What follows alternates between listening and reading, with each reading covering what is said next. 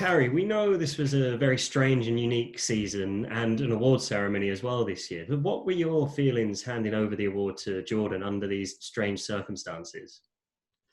It was an extraordinary day, and I know Jordan Henderson as a player hates accolades, so he's probably quite grateful he's not having the big occasion, although we have sworn that we will do everything we can to make him squirm at a big event in front of all his peers and his family. But it was a special moment because this is a player admired so widely for being such a strong leader. And I know there were lots of question marks because at that time during lockdown, people waiting here to hear who the player of the year was. And of course, this very much is by precept and example. So Jordan Henderson led this team to a remarkable Premier League win as a captain who really does get the best out of his players on the pitch, but also he did exactly the same during lockdown, ahead of any criticism by the Health Secretary that footballers should donate money or give a part of their salary. He was already ringing up the captains of the team, setting up players together, working out how you raise funds and give it directly to the NHS during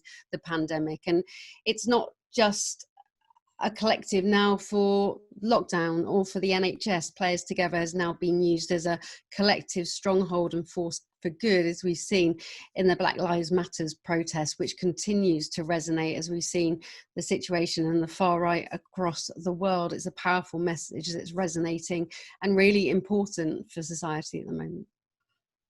So you mentioned the precept and example there, and with awards like these, there's always going to be debate about who the winner is, whether it should have been the best player or the player who sets the best example. So could you just expand a little bit on the precept and example part of the FWA award?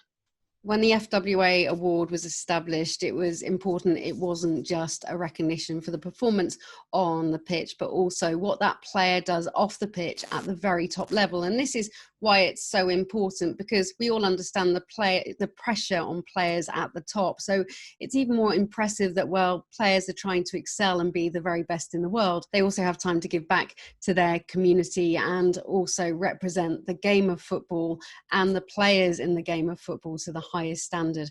And Jordan Henderson encapsulates all that while going on to win the Premier League title.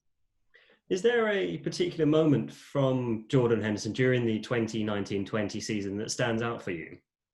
Mine won't make a lot of sense, but there is a particular moment that stands out for me. Of course, there was the Wolves game in which they gave everything, and he was such a strong character to get them over the line in that. But one thing that really struck me early, and it was in February, about the influence of Jordan Henderson. He wasn't available for the match at Anfield in February against West Ham, and there was so much fuss made pre-match about the fact that he wouldn't be available for this match. But then Liverpool went down 2-1 to David Moyes' West Ham, a team that had been struggling that season until they came back remarkably to win 3-2 in the dying moments. And Trent Alexander-Arnold has talked about this, was asked what difference does he make when he's not on the pitch? Why are you performing like this? And he said it's intangible. We're just a very different team. It's his leadership, his quality, his vision for the past, of course, but he does lift up this team, both in the dressing room at halftime, but also he makes everyone, lifts them up to a higher level. And it's proven in the stats as well. There are win rate over the last 2 seasons with Jordan Henderson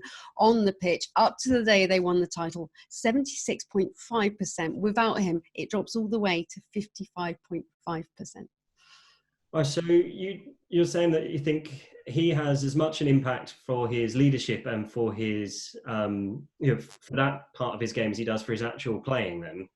Absolutely. He's a really important figure on the pitch, not only just the way he bring all the players into the game and the way he's this engine for the team, but it's also the mentality. And we often hear this, it's all about the mind. You speak to Jurgen Klopp, you speak to any of the top managers now, the mentality is not right. And he is his man on the pitch, the voice on the pitch. And this is what the players will talk about. An excellent footballer, don't disregard that, but what he brings to that team, a team that went on to have a remarkable run of form. Let's not forget the season wrapped up with 23 points when it was lost by a point the season before.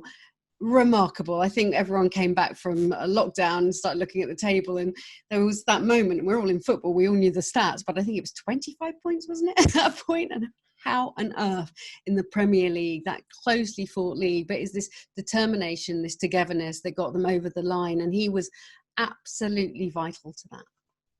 So with Jordan Henderson lifting the Premier League trophy for Liverpool, of course, the year before he lifted the Champions League trophy for them as well. So he goes down with some real Liverpool legends with the trophies he's lifted. Do you think because of his influence and because of what he's won, he'll finish his career as a true Liverpool legend?